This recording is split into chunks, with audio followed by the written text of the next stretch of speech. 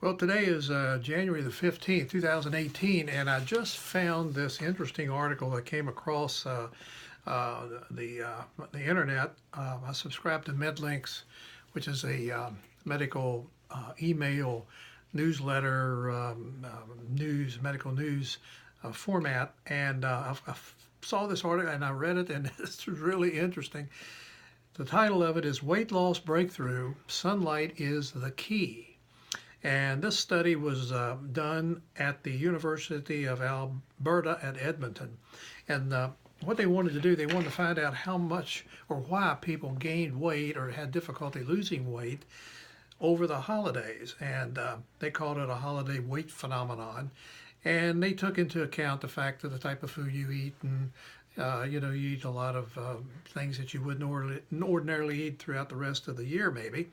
But they wanted to see if that was part of the reason why we put on a lot of weight during this period of time. So they did a study, and they found something interesting in it. But the name of the gentleman at one of the researchers, or the head researcher, his name was Peter Light. You can't make this up. Peter Light. He was from the Alberta, or is from the Alberta Diabetes Institute. And what they did, they examined the effects of sunlight. Now, Peter Light examined the effects of sunlight on subcutaneous fat cells, or the white fat cells that are right beneath our skin.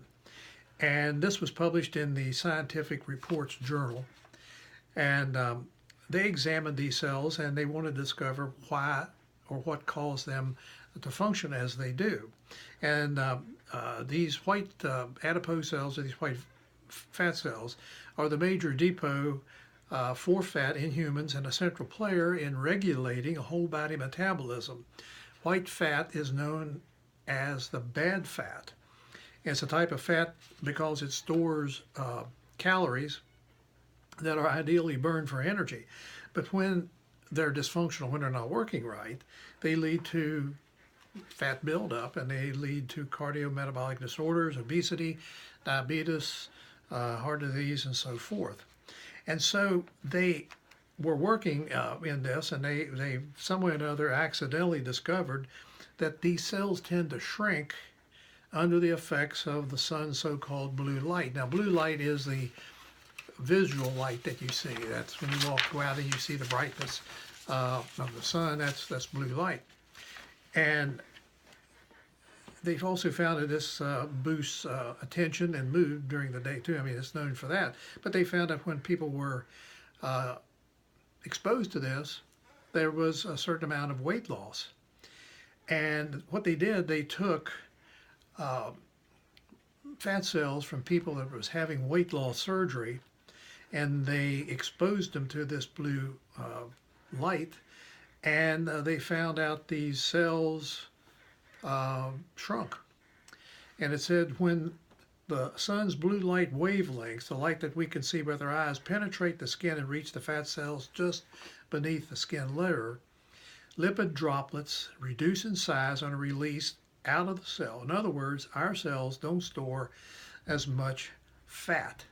So that's interesting, especially if you live in a climate that is warm year-round, and you can go out and expose yourself to sun, full-body exposure.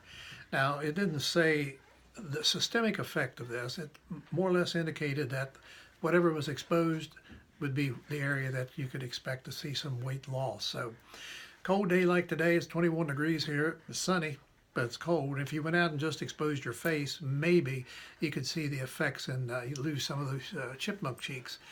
But to see full body changes, you would have to expose the entire body to the sun, and that would have to be in a warmer climate.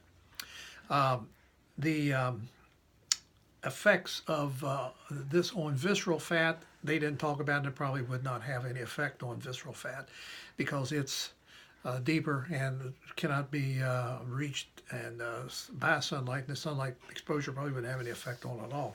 Interestingly enough, we also know that the hypothalamus, the part of your brain that controls fat metabolism and fat calorie burn and so forth, is highly stimulated by sunlight. And when it's not working right, you can have symptoms with immunity, you can have symptoms with autonomic function like heart rate and temperature regulation and so forth.